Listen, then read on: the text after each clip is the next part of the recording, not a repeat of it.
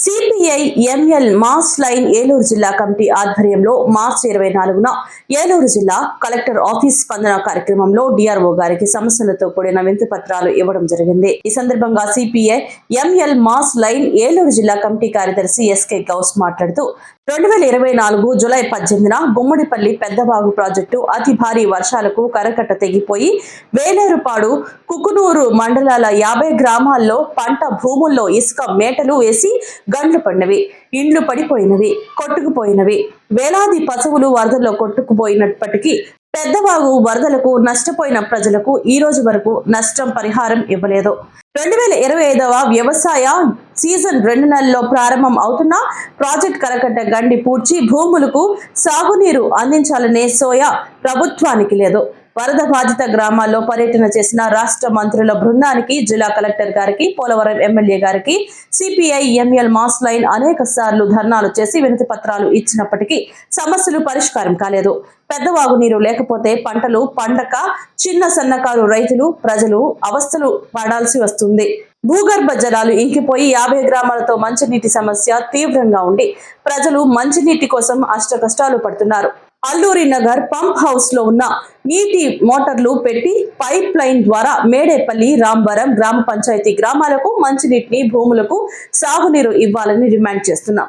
ఈ సమస్యలను యుద్ధ ప్రాతిపదికన పరిష్కరించాలని, లేని యెడల వందలాది మందితో కలెక్టరేట్ ను ముట్టడి చేస్తామని హెచ్చరిస్తున్నాం.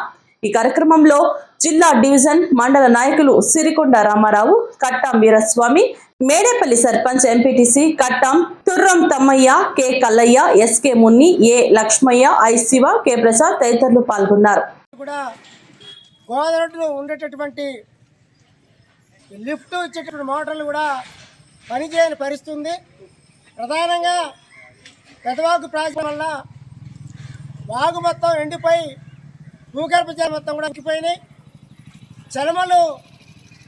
చలమల ద్వారా మంచినీళ్ళు తీసుకోవాలన్నా కూడా అవకాశం లేనటువంటి పరిస్థితి ఉన్నది. గ్రామాలు చాలా ఇబ్బందిగా బోర్లు ఒకటి వేసి అది సక్రమంగా పనిచేయనటువంటి పరిస్థితి ఉంది. ఈ గ్రామాలన్నిటికీ కూడా యుద్ధ ప్రాతిపదికన వెంటనే ప్రజలకు మంచినీరు అందించాలని చెప్పేసి ఎన్టీడీఏ పిఓ గారిని ఇప్పుడే మనం కలిసి వినతి పత్రం ఇచ్చాం. అదేవిధంగానే అల్లూరు నగరు పంప్ హౌస్లో ఉన్నటువంటి నీటిని పైప్ లైన్ ద్వారా మేడపల్లి, రామారం 2 గ్రామ పంచాయతీ గ్రామాల్లో ప్రజలకు కూడా మంచినీరు, సాగునీరు ఇవ్వాలని చెప్పేసి ప్రభుత్వాన్ని డిమాండ్ చేశాం. పోడు భూమికి సంబంధించి మరి ఏలూరులో ఇచ్చినటువంటి దరఖాస్తులు ఇక్కడికి వచ్చినాయి. శాటిలైట్ సర్వే దాని ద్వారా పట్టాలు ఇస్తాము అని మాట్లాడుతూ ఉన్నారు. 2006 అటవీ హక్కుల చట్టానికి ముందే 100,000 ఎకరాల భూములు సాగు చేస్తున్నాం. వీటన్నిటి కూడా పరిగణలో తీసుకొని పట్టాలు ఇవ్వాలని చెప్పేసి కోరుతూ ఉన్నాం. 18 సంవత్సరాలు నిండినటువంటి యువకులు కటాఫ్ తేదీ లేకుండా R&R ప్యాకేజ్ ఇవ్వాలని ప్రభుత్వాన్ని డిమాండ్ చేస్తున్నాం.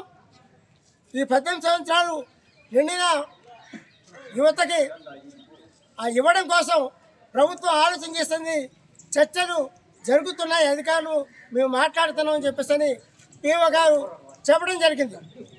అదేవిధంగానే 45 కాంటూర్లో ఉన్నటువంటి గ్రామాలు గుంపులో ఉన్నాయి. భయమనమట్టగూడెం, చాగిరిపల్లి, కోరాజగూడెం, వసంతవాడ, మధ్యకట్ల, గుంపెనగూడెం ఇట్లా అనేక గ్రామాలు మొత్తం కుకునూరు మండలం సంబంధించి చూస్తే మరి B block, C block, D block, అదేవిధంగానే రాయగొమ్ము ఇట్లా దాదాపు 50 గ్రామాల దాకా మరి అవి 45 కాంటూర్లో ఉన్నాయి. 22 గోదావరి మొత్తం మునిగిపోయినాయి కాబట్టి అది మొత్తం ముంపులో తీసుకోవాలని చెప్పేసి మరి R&R ప్యాకేజీ ఇవ్వాలని చెప్పేసి మనం డిమాండ్ చేసాం.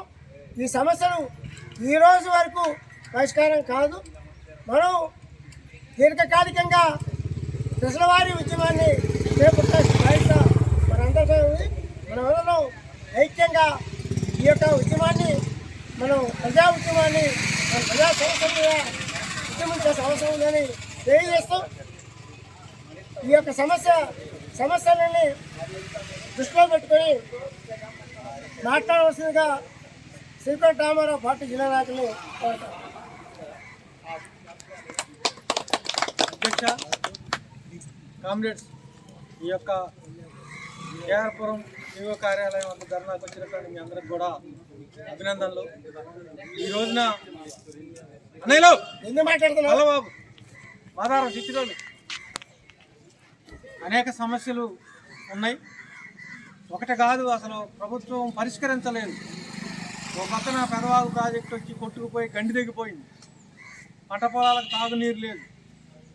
అట్లే ఆ నీరు పెదవాగు ప్రాజెక్టులో నీళ్లు లేకపోవటం వల్ల వాగుల్లో నీళ్ళు లేక మంచినీళ్ళు లేనటువంటి పరిస్థితి. అదేవిధంగా పశువులకు నీళ్ళు లేవు. ఏదన్నా పశువులకు మేత దాడు లాంటిది పోసుకుందామని పెంచుకుందామన్నా కూడా నీళ్ళు లేనటువంటి పరిస్థితి ఉంది. తాగడానికి ప్రజలకు మంచినీళ్ళు కూడా లేనటువంటి పరిస్థితి ఉంది. రెండో వైపున ఈ పెదవాగు ప్రాజెక్టు కట్ట కనుక బోడ్చకపోతే ఇక వచ్చే సంవత్సరం ఏమి పంటలు కూడా పండేటువంటి పరిస్థితి లేదు.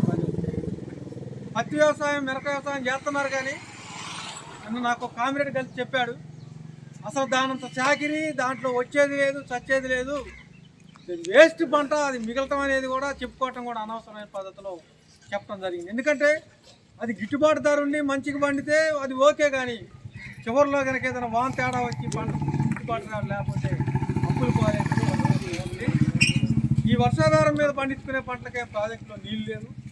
కాబట్టి తక్షణమే ఈ ప్రాజెక్టుని గండిని పూడ్చాలని చెప్పంటే ఇప్పుడు పిఓ గారు ఏమన్నారు మీరు అందరూ అన్నారు, అయ్యా ప్రాజెక్టు తెలంగాణలో ఉంది, మాకేంటి లాభం, మేము పూడ్చామని చెప్పి వాళ్ళు అంటున్నారు, వీళ్ళేమో మేము పూడ్చామని చెప్పి వీళ్ళు అంటున్నారని చెప్పి చెప్పడం జరిగింది. అంటే అక్కడ ఉన్నటువంటి ప్రజలు ఏదైతే 16,000 ఎకరాల ఆయకట్టు ఉందో అందులో 3-4 వేల ఎకరాలు పోను మిగిలిందంతా ఆంధ్రాలోనే ఉంది.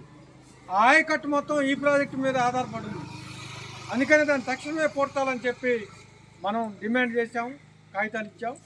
అయితే ఈ ఆళ్ళతో ఇది కాదు, ఇంకా దాన్ని అవసరమైతే కలెక్టర్ గారి దృష్టికి, ముఖ్యమంత్రి గారి దృష్టికి, మంత్రుల దృష్టికి, విజయవాడ కూడా తీసుకుపోయి దానికోసం పోరాడితే తప్ప ఎండ ఉందనో, మిరపకాయ కోత ఉందనో, లేకపోతే పనులు ఉన్నాయనో, మట్టి పని ఉందనో, ఈ పోరాటాలు ఉద్యమాలు చేయకుండా ఈ 2 నెలలు కనుక మనం అధికారులు కనుక చెప్పపోయినట్టయితే మాత్రం ఖచ్చితంగా మళ్ళీ ఈ ప్రాజెక్ట్ పూర్తి అవ్వదు. మనకి నీళ్ళ కష్టాలు తప్ప, పంటలు ఎండిపోవడం తప్ప. కాబట్టి ఘోరమైనటువంటి పరిస్థితులు. ఇలా మిర్చి ఇంకో తడి పెడితే పండేటువంటి మిర్చిని